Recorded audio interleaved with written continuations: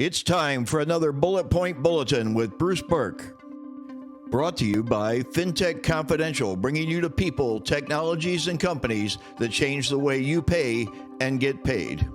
Chief Operating Officer and President of video game giant Activision Blizzard, Daniel Alegre, will join NFT leader Yuga Labs as its new CEO, according to a report.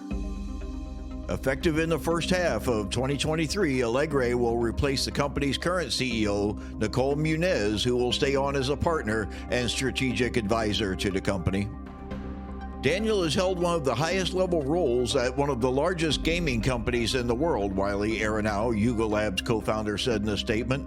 He brings valuable experience across entertainment, e-commerce, and global strategic partnerships, all of which are critical aspects of the immersive Web3 world built by creators and for creators. Formed in April 2021 with the release of the Bored Ape Yacht Club non-fungible token collection, Yuga Labs is one of the most well-known players to have emerged from the NFT boom. In March, Yuga acquired two other popular NFT collections, CryptoPunks and Meebits. It also closed a $450 million funding round led by A16Z. Yuga Labs reached a valuation of $4 billion. With a raise, the company also announced plans for a gamified metaverse project called Other Side.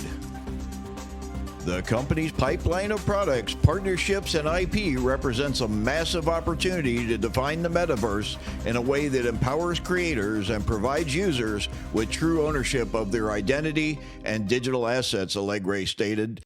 Thanks again to our sponsor, FinTech Confidential, bringing you the people, technologies, and companies that change how you pay and get paid. Don't forget to like, follow, subscribe, and share Bullet Point Bulletins.